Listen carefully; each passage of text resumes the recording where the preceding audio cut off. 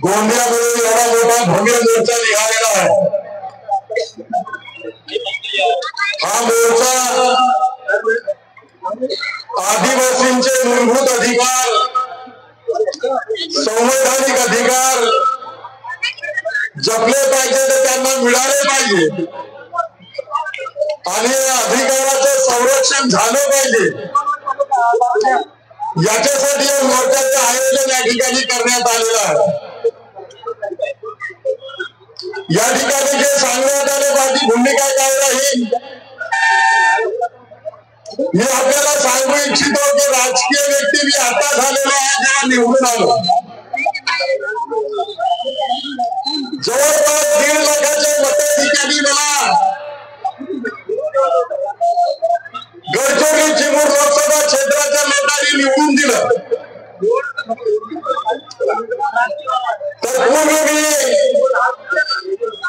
आदिवासींच्या संघटनांशी 1980 पासून जोडलेला आहे। अनेक लोकांचा जन्म सुद्धा त्यावेळी झालेला नसेल, तेव्हापासून आम्ही या आदिवासीच्या संघर्षामध्ये कार्यरत आहोत आणि आदिवासींच्या हक्कांचं संरक्षण करून दाखवलेलं आहे। 1980 पासून मी जेव्हा नागपूरला गेलो तेव्हापासून या बोगस लोकांच्या विरोधामध्ये आम्ही लढतोय। स्वर्गीय बाबूरावजी मुळावी यांच्या नेतृत्वामध्ये आम्ही अनेक वर्ष काम केलं। याच्यापेक्षा मोठे मोठे मोर्चे त्यावेळी विधानसभेवर आम्ही काढलेले। त्याच्यानंतर मधुकर पिचड यांच्या नेतृत्वामध्ये आम्ही या धनगरांना रोखण्याचा प्रयत्न केला आणि आतापर्यंत रोखून धरलं। या बोगस लोकांच्या विरोधामध्ये 1985 मध्ये आम्ही हायकोर्टामध्ये लढा दिला, उच्च न्यायालयामध्ये लढा दिला, परंतु आम्ही यशस्वी झालो नाही आणि त्याच्यामुळे 1985 ते सुप्रीम कोर्टाचा निकाल लागेपर्यंत 2000 पर्यंत 15 वर्ष या बोगस लोकांनी अनुसूचित जमातीचं प्रमाणपत्र प्राप्त करून नोकऱ्या मिळविल्या, मेडिकल मध्ये ऍडमिशन मिळविलं, इंजिनिअरिंग मध्ये ऍडमिशन मिळविलं। अशा प्रकारे जे आदिवासींना मिळणारे अधिकार होते ते हायकोर्टाच्या आदेशानुसार ते घ्यायला लागले।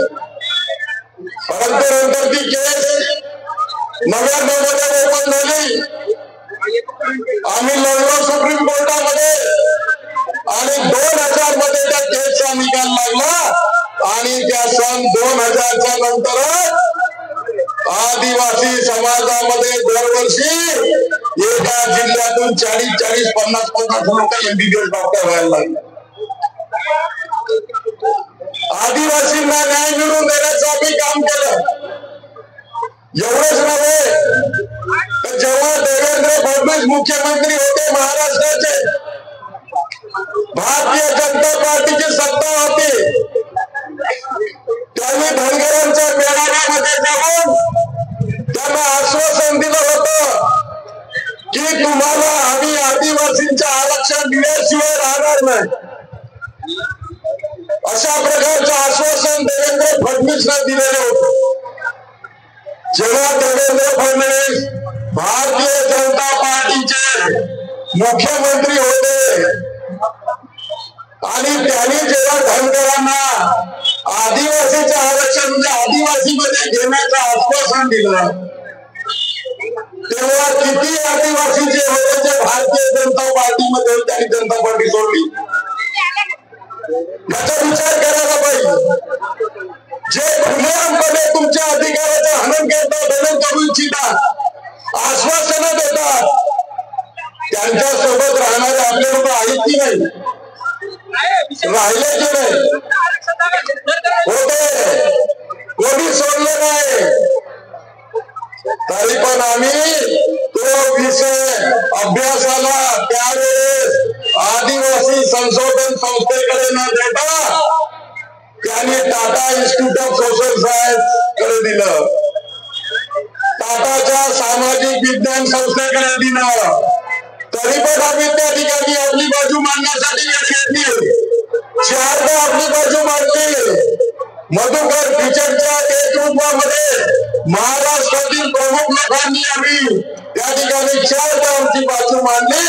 त्यांनी आमची बाजू ऐकून घेतली, सगळं रेकॉर्डिंग केलं आणि त्यांचा अहवाल जो सबमिट झाला तो देवेंद्र फडणवीस सरकारने तो विधानसभेमध्ये ठेवला नाही, कारण की तो अहवाल धनगरांच्या विरोधात होता, तो आमच्या बाजूने होता.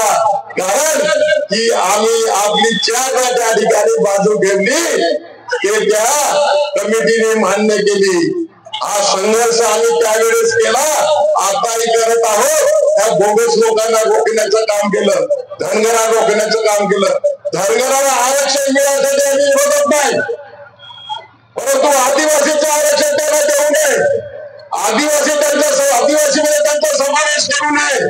त्यांना स्वतंत्र आरक्षण द्यायचं असेल तर आमची काय हरकत नाही, त्यांनी स्वतंत्र आरक्षण द्यावं कोणालाही, आमचं काही हे नाही. पण आमच्या हिश्श्यातून या कोणाला त्यांच्या बलाढ्याच्या माती आहे त्यांना आमचं हिस्सेदार बनवू नये, एवढीच आम्ही विनंती राहिलेली आहे. आज मी 19 तारखेला मुख्यमंत्र्यांना याबाबत पत्र लिहिलं, त्याची कॉपी मी आणलेली आहे. 19 तारखेला मुख्यमंत्र्याला पत्र लिहिलं की धनगर समाज आता धांगड म्हणून आम्हाला प्रमाणपत्र देऊन मागणी करत आहे आणि आदिवासी मध्ये येऊ इच्छित आहे, म्हणून त्याला धनगराला धांगड करू नये, त्यांना आदिवासीमध्ये त्यांचा समावेश करू नये. अनेक न्यायालयाच्या निकालाचा दाखला या ठिकाणी दिलेला आहे, सुप्रीम कोर्टाच्या हायकोर्टाच्या निकालाचा दाखला देऊन की अशा प्रकारचे प्रयत्न आधी झालेले आहेत, पण सुप्रीम कोर्टाने आणि हायकोर्टाने ते नाकारलेलं आहे. म्हणून त्यांना आदिवासी मध्ये आरक्षण देऊ नये, त्यांना द्यायचे असेल तर स्वतंत्र कुठेही आरक्षण द्या, आम्हाला काय हरकत नाही. अशा प्रकारचं पत्र मुख्यमंत्र्याला 19 तारखेला लिहिलं आणि आज आता मी उशिरा याच्यासाठी आलो कारण की राज्यपाल महोदय गोंदियाला आलेले आहेत, त्या रेस्ट हाऊसला थांबलेले आहेत. त्या ठिकाणी मी भेटून असंच निवेदन त्यांच्या नावाने त्यांना मी आज घेऊन आलो, ते निवेदन द्यायचे होतं, त्यांच्यासोबत चर्चा करायची होती, म्हणून या ठिकाणी यायला उशीर झाला. आणि मी ठरवलं होतं प्रथम मी राज्यपालांना भेटणार, त्यांना निवेदन देणार आणि त्याच्यानंतरच ह्या मोर्चामध्ये मी येणार. म्हणून या मोर्चामध्ये आलो, तुम्हाला सांगतो ते निवेदन दिलेलं आहे. याच्यानंतर पुन्हा ते गडचिरोलीला 2 तारखेला जाणार आहे, त्या 2 तारखेला सुद्धा मी एक निवेदन ते आमच्या शिष्टमंडळाकडे दिलेलं आहे, तो शिष्टमंडळ त्यांना जाऊन भेटणार, त्या ठिकाणी सुद्धा निवेदन देण्यात येईल. 6 तारखेला आमच्या गडचिरोलीला आमच्या आदिवासींच्या याच संबंधामध्ये 6 तारखेला मोर्चा आहे, त्याच्यानंतर 7 तारखेला चंद्रपूरला मोर्चा आहे. आता मी नागपुरीला मोर्चा करूनच इकडे आलो, नागपुरीचा मोर्चा करून राज्यपालाची भेट घेतली आणि आता या ठिकाणी आलेलो आहे. आम्ही तुमच्या सोबत आहे या संघर्षामध्ये, हा संघर्ष आम्ही आधीपासून करत आलेलो आहे आणि हा विषय आम्हाला पोटपाठ झालेला आहे. कोणत्या कोणत्या जमाती येऊ इच्छितात, कशासाठी येऊ इच्छितात, त्याची कारणं काय हे सगळं आम्हाला माहिती आहे. कारण की आमच्या सोबतचे नेते बिचारे बाबूरावजी बळाई निघून गेले, त्याच्यानंतर मधुकरराव पिचडे नेतृत्व करायचे ते पण आजारी झाले. अशा पद्धतीने अनेक नेत्यांनी या समाजासाठी, समाजाच्या अधिकाराच्या संरक्षणासाठी काम केलेलं आहे याच्या आधी, आणि आम्ही त्यांच्या सोबत आतापर्यंत काम केलेलं आहे. आता आम्ही तुमच्या सोबत काम करू, तुम्ही जे म्हणाल, तुम्हाला जसं लागेल, ज्याच्याकडे जायचं असेल, ज्याच्याकडे निवेदन द्यायचं असेल, कुठल्या प्रकारचा प्रश्न उपस्थित करायचा आहे, हा जो प्रश्न आहे हा वास्तविकपणे केंद्र सरकारला जात बदलण्याचा अधिकार नाही, कोणालाही आदिवासीमध्ये समावेश करण्याचा अधिकार नाही. हे केंद्राचे संसदेचे अधिकार आहेत. संसदेचे अधिकार असताना हे राज्य सरकार फक्त मताच्या राजकारणासाठी, मत घेण्यासाठी, सत्ता हासिल करण्यासाठी मागे देवेंद्र फडणवीस आश्वासन दिलं. आता हे शिंदे सरकार आहे. आता एकनाथ शिंदेनी आमच्या धनगर लोकांना आश्वासन दिलं आहे की तुम्हाला आम्ही आदिवासीचं आरक्षण देऊ. अशा पद्धतीनं राजकीय फायद्यासाठी आमच्या समाजाला भरडलं जातं. समाजाचे अधिकार हिरावून बघितले जातात. परंतु आम्ही कदापि हे अधिकार हिरावून जाणार नाही. आम्ही आमच्या पक्षाच्या, काँग्रेस पक्षाच्या नेत्यांची जो भूमिका आम्ही केलं, काल विजयराव बद्दलची आम्ही चर्चा केली. मी त्याला सांगितलं आपली भूमिका काय राहील. त्यांनी मला स्पष्टपणे सांगितलं आपली भूमिका राहील की धनगराला आरक्षण द्या, पण आदिवासींच्या आरक्षणाला धक्का न लावता, आदिवासीच्या आरक्षणामध्ये आरक्षण न देता स्वतंत्र त्यांना आरक्षण द्या, आमची काय हरकत नाही, हे आमची भूमिका राहील असं त्यांनी सांगितलं. अशा पद्धतीने आमच्या पक्षाच्या नेत्याला सुद्धा भूमिका आम्ही आदिवासीच्या फेवरमध्ये करणार. कारण की त्यांना सुद्धा माहित आहे ते आदिवासीचे ओरिजिनल अधिकार आहे आणि अधिकार हिरावून घेण्याचा प्रयत्न सतत सुरू आहे. आणि जे अधिकार संरक्षित करायचं असेल तर त्यांच्या बाजूने आपल्याला उभा राहावं लागेल.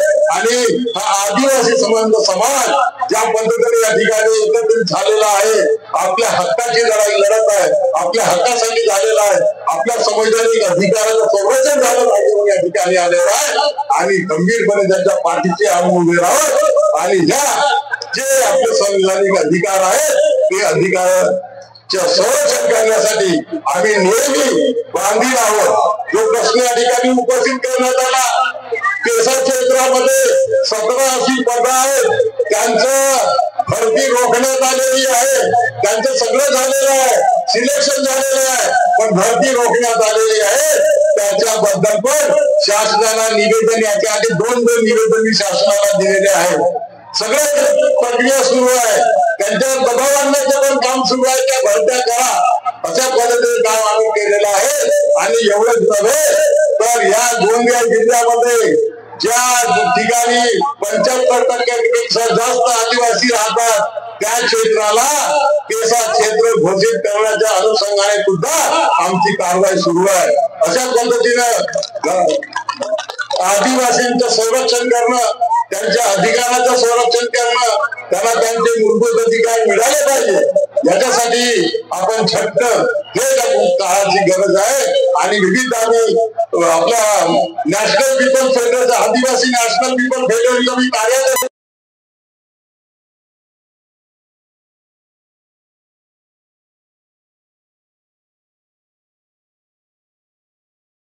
आणि आता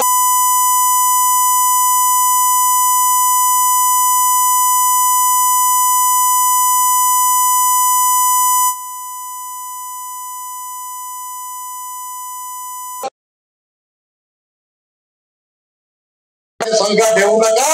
जेव्हा जेव्हा तुम्ही सांगा तुमच्या पाठीत उभं राहण्याचं तुम्ही काम करणार आहे, एवढंच या प्रसंगी आपल्याला सांगू इच्छितो आणि या ठिकाणी आपली रजा घेतो. जय सेवा.